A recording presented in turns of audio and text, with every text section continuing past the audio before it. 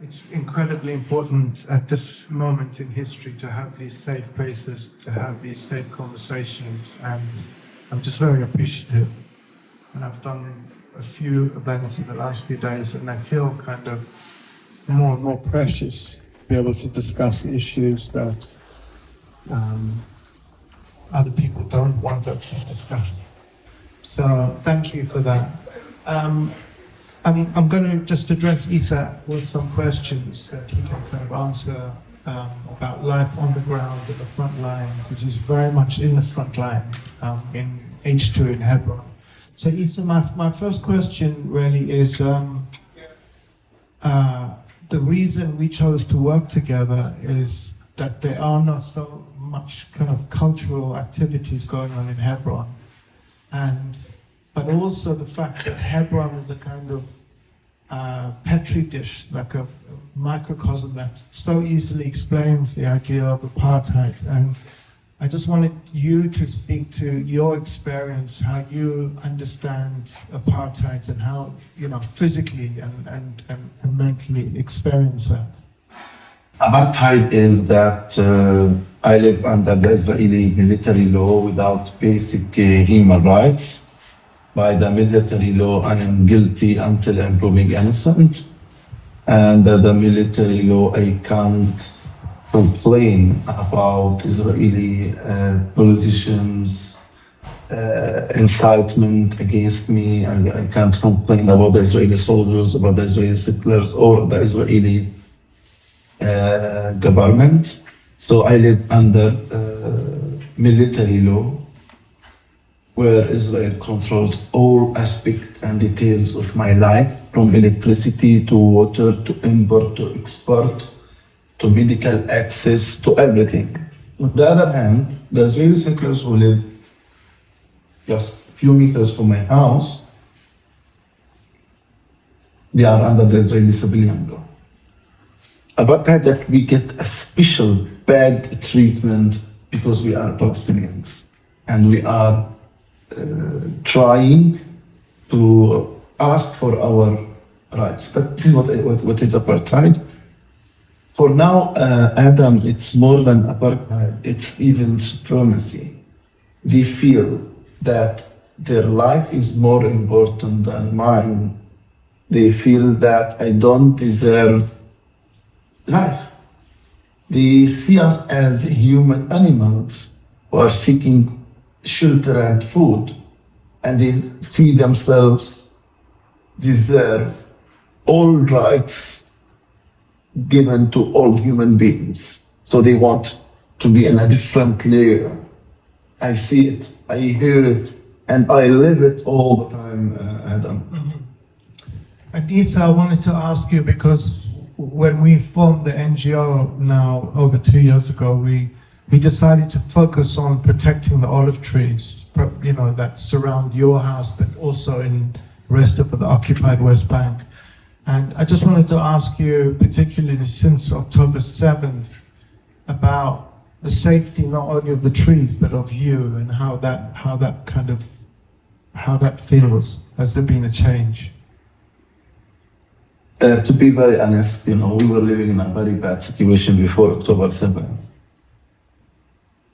Our history didn't start on October 7th, but unfortunately, after October 7th, the situation got much worse for us as Palestinians, and for me personally, and for the olive trees, Adam. This year, we didn't pick the olives yet. We were planning to do it from October 15th to November 1st. Until now, we are not allowed to pick the olives. The soldiers don't allow us. And if we try, Israeli settlers come and attack us and steal the olives, and the soldiers prevent us.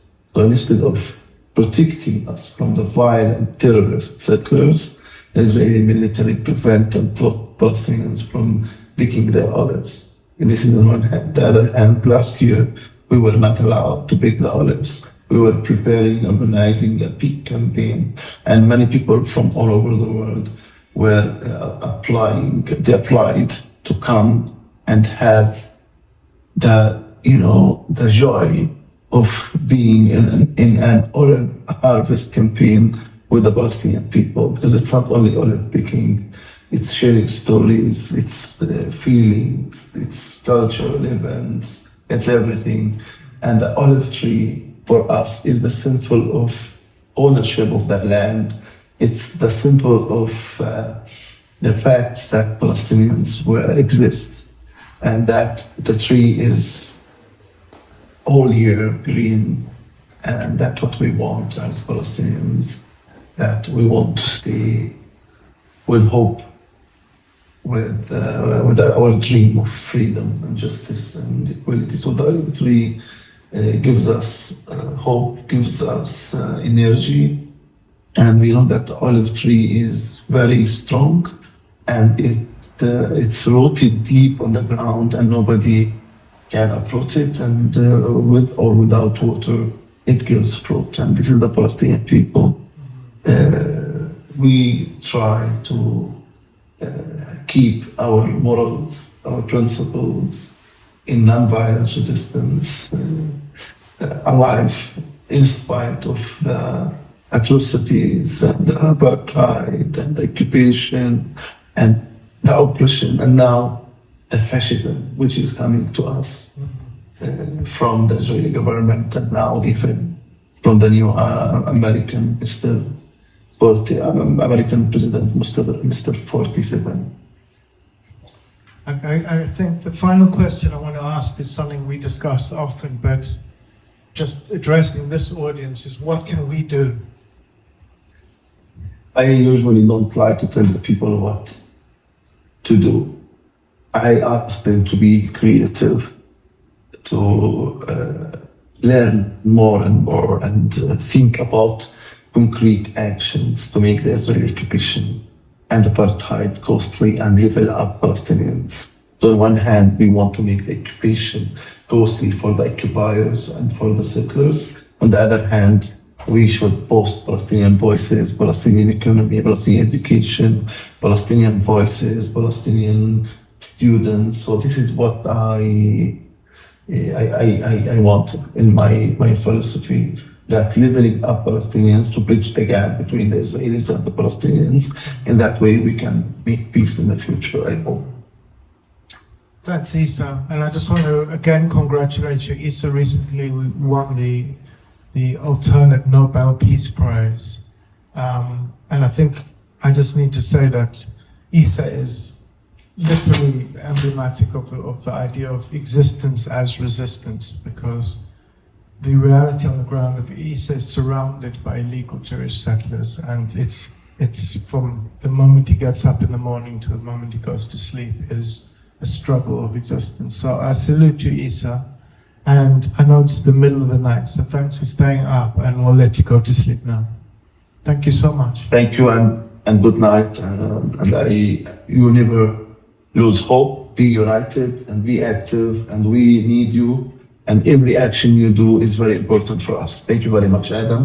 Thanks for all of you who attended tonight. I stayed up till 1 a.m. to talk to you and address you about the situation on the ground, and it's very, very important just to show solidarity and support for Palestinian people. Thank you, brother.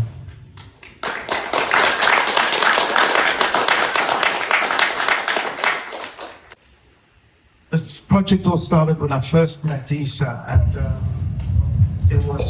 I was literally sitting on his balcony, and we saw one of the olive trees, and you've got to realize these olive trees range from 250 to 4,500 years old. And while we were sitting there having tea, one of the trees was on fire, and normally what the Jewish settlers or the Israeli authorities do is pour gasoline down the middle of the tree. So by the time you see the smoke, to go and douse it, essentially the tree's been destroyed. And a very conservative figure is from 1967, 800,000 olive trees have been destroyed. And I think that is a very conservative figure. And the question is why? Why are these olive trees targeted? And there's multiple reasons. The olive trees are obviously of economic importance. The crops, the yield serves like 100 to 300,000 per Palestinian people. It's of totemic and cultural importance, but mostly it's of juridical importance, because if an olive tree is there on a piece of land, it means that that land is Palestinian land. If the olive tree is not there, if it's been burnt down or it's been extracted, it means it's contested. And in fact, the name of the book and the project, Anchor in the Landscape, is a term that was brought up by an Israeli authority, by the woman who's in charge of all these cases. And they realized the importance, in fact, of the tree, and therefore why it's a target. The first project Issa and I and Artists and Allies instituted was we developed, you've got to understand that I spoke about Issa's life from the moment he gets up in the morning, because there's a surveillance camera every 100 feet, so every 30 meters throughout Hebron. It's probably the most surveyed territory on the planet. He is seen from the moment he gets up to the moment he gets to sleep. And we were thinking about this kind of surveillance, the gaze of the surveillance camera, and the idea of a gaze being a kind of malevolent one, which is about intrusion. It's about depriving you of privacy. It's about control, and it's all about kind of state control.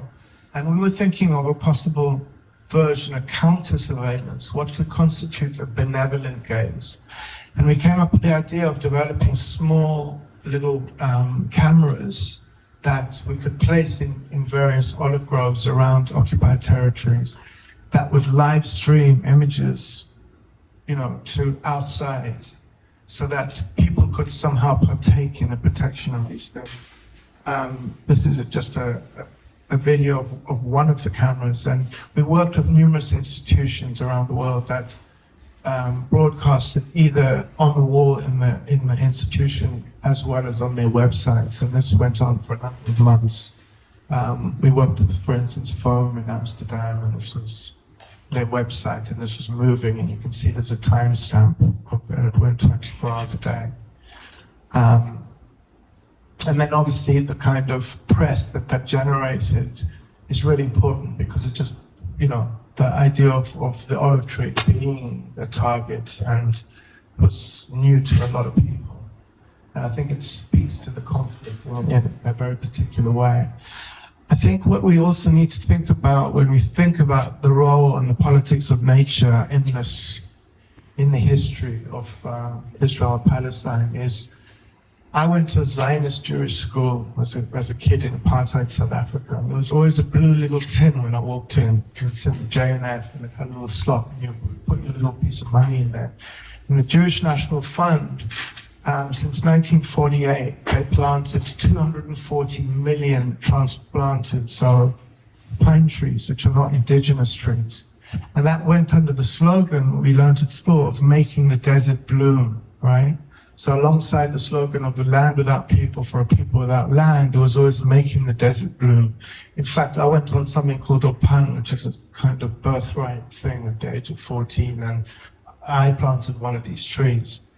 And there's a kind of double whammy to this, because these forests, I did this project in 2005, these works, these pictures, and I worked with the head of Bezalel Architecture School, Zvi Efrat, and his PhD thesis was he superimposed the forests over the 550 Arab villages that were destroyed in 48, and there was a direct correlation to the planting of the forests over the villages. Now, this is a strategy that the Zionists learned from the Poles and the Germans. Why pine forests? Because they grow super quickly. And the idea is that, in Germany or Poland, if you want to hide the forensic evidence of a mass grave, for instance, you plant a pine forest. In this case, you've got pine forests that grow, and that strategy converts the forensic crime scene into what looks like a kind of bucolic, beautiful forest that's been there since the Jurassic period. And the rubble that you see, which is actually evidence of the destroyed villages, look like kind of props from the Bible.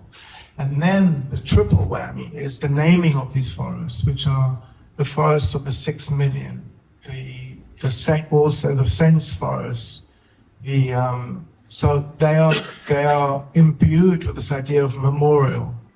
And it's not uncommon, I visit my sister many times, she lives in Israel, and on a Sunday you go for a picnic in these forests. And the idea of sitting in a forest that is planted on a crime scene, but has been twisted into this idea of you paying homage to the people, your ancestors who have died, which give reason for you being on that land, is the kind of crazy twirls that our heads have to make. And I think what's really important for me is to think about genocide denial does not happen post-fact. All the people who denied the genocide of the Holocaust or the Armenian or any of genocide, it doesn't happen after. We need to realize that part of genocide is the destruction of knowledge. And in this case, the destruction of the evidence, right? And I think that this is a really important thing to hold in our mind, is that what we need to do is create knowledge while the genocide is happening, because that destruction of knowledge is very much part of the impulse of the force of genocide. But moving on to this project, which is a book that I did with Rafael Gonzalez and the artists and the team, is we decided, because we were witnessing literally in front of us, but also reading about it, the destruction of these trees, is to actually document them. And what we did is we took a very large format camera, and we did that on purpose because working with a large format camera is a very particular kind of ritual. It takes a long time to set it up, fold it open. You have to go and really touch the tree to take a light reading. We also took the geolocation of all of the trees. So it's a very kind of slow, intimate process, because you're touching the tree and going back and forth. It's also a very kind of 19th century process. I mean, all the colonial photographers used the same mechanism, right? So it has the problematics built into it, but we're aware of that. And we just wanted to kind of produce knowledge, right? To say these trees are here, and give the geolocation. And in fact, we've tracked the geolocation of 2 of the trees, even in the last 18 months, that are in the book are no longer, alive. And obviously some of the images, kind of the background talks about the infrastructure of the occupation of apartheid. And others simply speak of the kind of beauty and the connection of the land. And I mean, you look at the bark of this thing, and this is probably maybe 2,000 years old. And we gave one of these talks with A.L. Weitzman in London, and he was saying, if you think about this tree as an archive itself, right, and what it's been sensing and perceiving and responding to over these 2,000 years, whether it's particles in the air, whether it's environmental factors, whether it's human factors, the actual form of it is not random. Its form is a kind of archive in itself, right? And I think,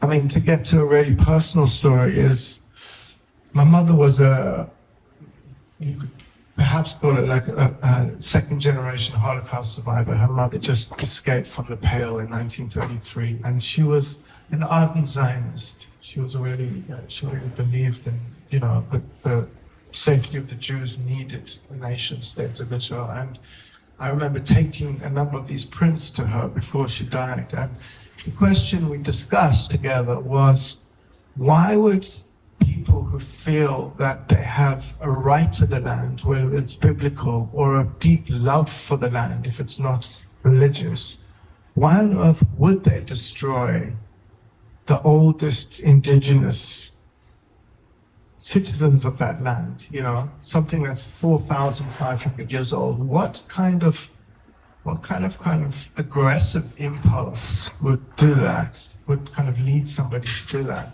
And I've got to say, my mum got it. She really did. And there's another story to tell, which is, well, maybe I'll move on to this, because I think the images are so kind of bucolic that almost look like they're in the 19th century.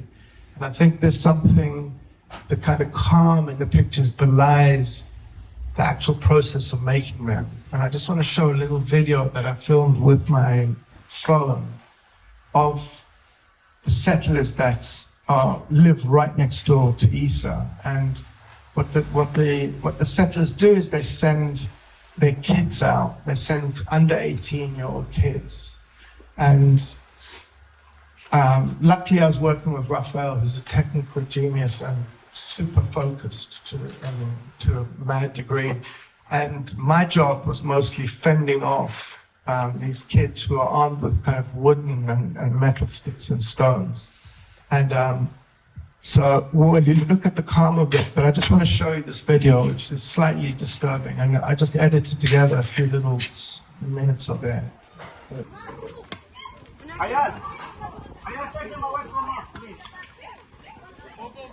They want fire. Take them away. Take them away from us.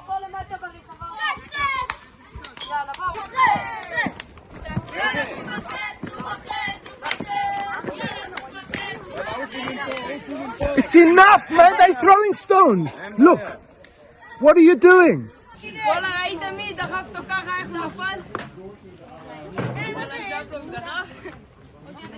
Can you control your children? Look, look, look! Hey, you, I've got you.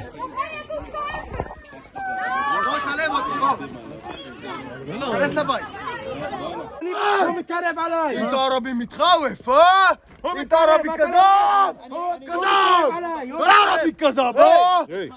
كل عربي كذاب كل عربي متخوف عفو يا كل عربي كذاب كل عربي متخوف انت لسه קטן, אבל צלצלית בו. תראה מה הוא עושה. תיקח אותו מפה. את אומרה ילד שלך יעשה בלגן. את אומרה ילד שלך יעשה בלגן יזרוק אבנים על הבית שלנו. את אומרה מה תיקח אותם. מותר להם, זה אדמה פלסטינית. לא, זה לא נכון. זה לא נכון. יש לי תמונות. יש לי תמונות. יש לי תמונות. אני צלמתי איתו. So yeah, the outcome of that, and this was not unusual, this was happening every day, a few times a day, is that, Issa's nephew was arrested and taken away. But you can see the kind of level of violence, but I think more importantly is to look at, how Issa and his friends are able to kind of maintain a sense of dignity and stand solid in front of this violence and this aggression and the sense of impunity and while they are protected by, by Israeli soldiers all around, doing nothing to intervene. And Issa trained me very carefully, briefed me right away, and he said, you cannot lift your hands because these are minors. And if you do, you will be immediately arrested. If a Palestinian had to respond, they would be shot on the spot. So this is Al-Badawi tree. This is the most magnificent creature. This thing I've ever encountered. This is 4,500 years old. It's 60 feet high. It's 20 feet wide, and it still yields every 2 years 800 kilograms of olives. So we're talking about a tree that comes from like the age of the pharaohs, right? And if you think about how many empires this tree has seen come and go, and there's a beautiful man called Abu Saleh who sleeps day and night under this tree to protect it.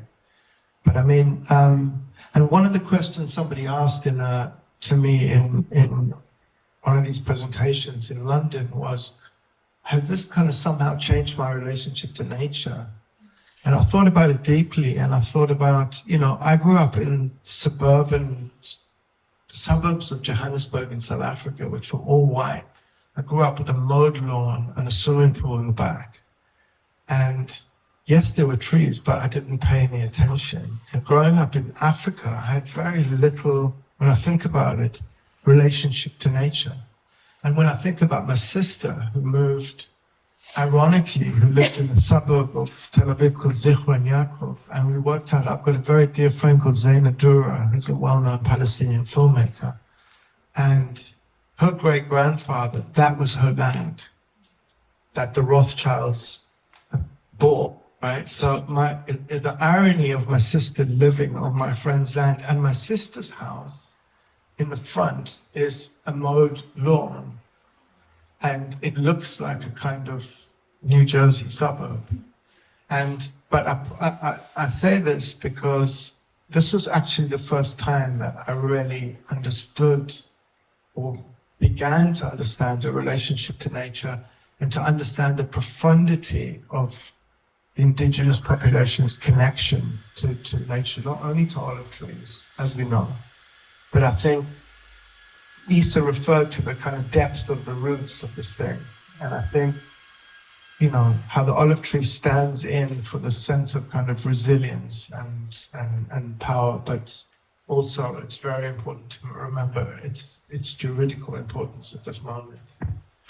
And then finally, I just want to show, so Artists and Allies, together with another NGO that's run by Emily Jassir, called Da Jassir, which is, it's her family home, which is right at the entrance of, it's right near a checkpoint called Checkpoint 300, which runs along the road from Hebron through to Bethlehem and into Jerusalem.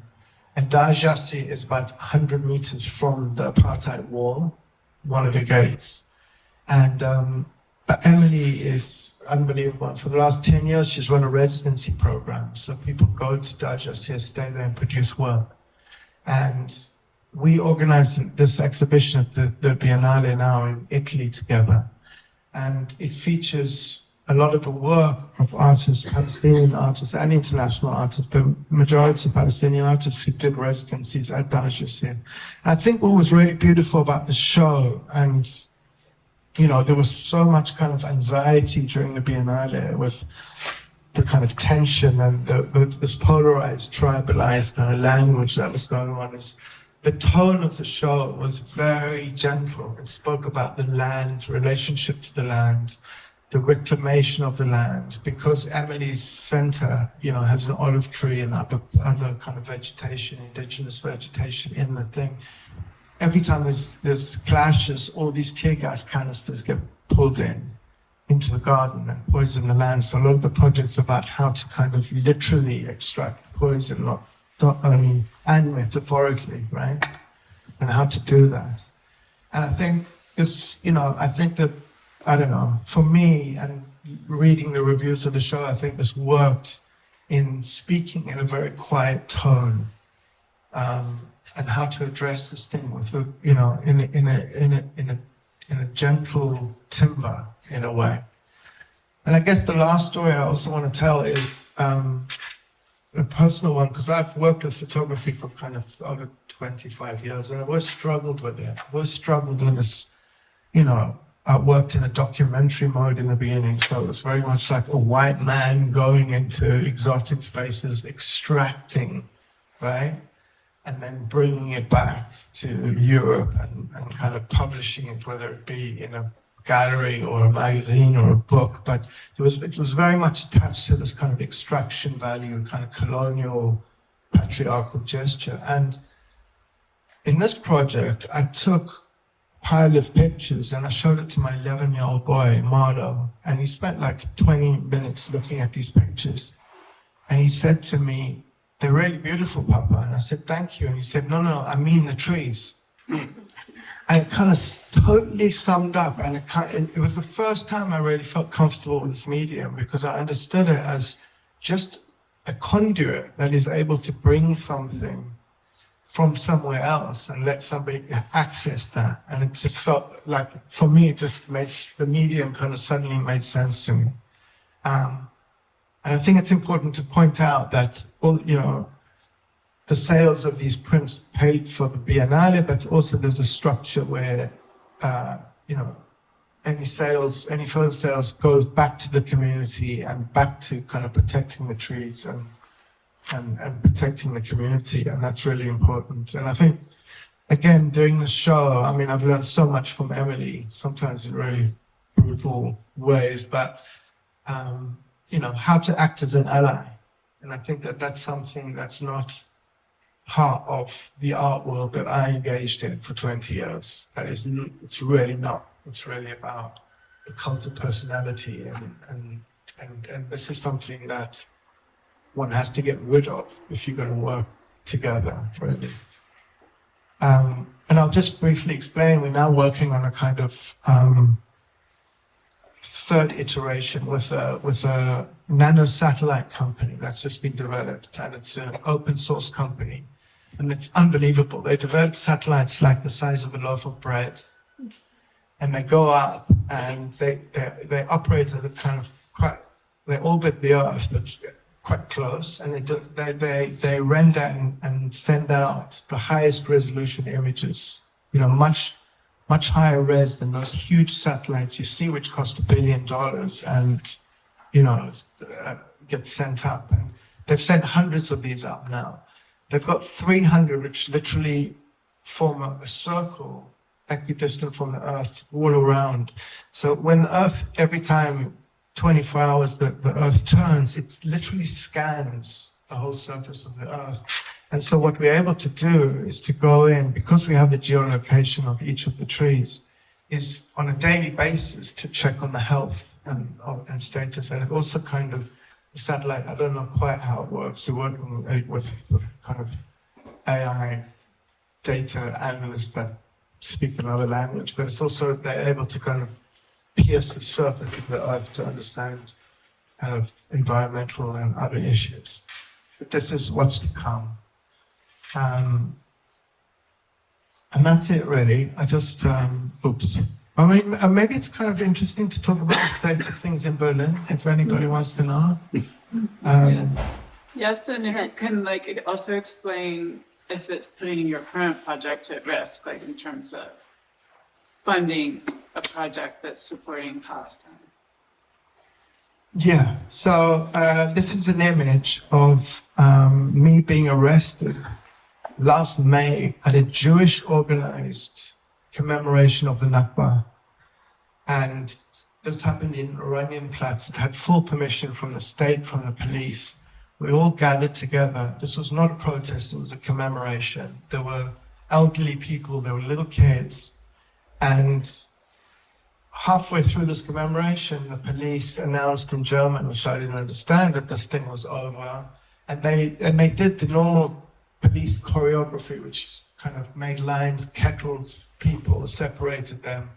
And I got involved in a conversation with one of these riot policemen because I have, I was active in South Africa and faced exactly the same riot police at the age of 18, right? So it felt very much like in my body, and I was able to and I asked one of these riot police, I said, look, I'm Jewish and I have a right to be here. This is a Jewish organized thing. Unlike my grandmother, who did not have the right to be here. And I said to him through his visor, where was your grandmother during the war? And he didn't answer me. And I turned my back and walked away, at which point 3 of these riot policemen kind of jumped on top of me and kind of quite brutally beat me and arrested me. And I'm currently facing 3 criminal charges. One is grievous bodily harm, which apparently I did to a policeman. The other is verbal abuse of a state official, and the other is resisting arrest, because by law, I didn't know this, but neither did my body, is when you get arrested, you have to go limp. But, when 3 giant people jump on you from the back, your instinct is not to go limp. So it's quite odd. I also got into big trouble because the images of this were distributed widely on social media at the time. And my daughter was in London and she saw me being arrested on TikTok or Instagram or something. And she phoned me out. I phoned her. Well, she phoned me and I said, listen, Danny, I just want to tell you I'm totally fine. And she said, I don't care if you're fine, but what the fuck were you wearing? She's like, next time you get arrested, like, dress properly. But this has had further implications. I was a professor for 7 years in Hamburg, and then I got a visiting professorship at a university in Karlsruhe. And I was called in the first week, and the whole rectorate sat me down and said, Adam, we know who you are, we know what you do, we've hired you for what you are and what you do. And then this article came out about 3 days later, which is a right-wing press, and it's the obsession of Adam Broomberg. And I don't need to tell you what the rest of the article was, but essentially I've been accused of being a hateful anti-Semite who advocates for terrorism against Jews. And as of last week, the German government just passed a law called Never Again is Now. And what it says is that based on the IRA definition of anti-Semitism, any criticism of the State of Israel or Zionism constitutes anti-Semitism. And as a result, anyone who does this cannot get state funding, cannot work for any state institution, which means any museum, any academy, and at worst can have their citizenship revoked. And obviously this is going to have the most effect on the biggest Palestinian community who lives in Europe outside of Palestine, which are the Palestinians. And me with all my kind of privilege of white skin and being Jewish, what they've done is they've divided very much the notion of Jewish into the good Jew and the bad Jew.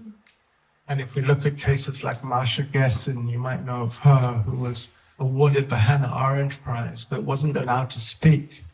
And, what she said is if Hannah Arendt was alive today, she wouldn't be given the Hannah Arendt Prize, right? Because she's a bad Jew.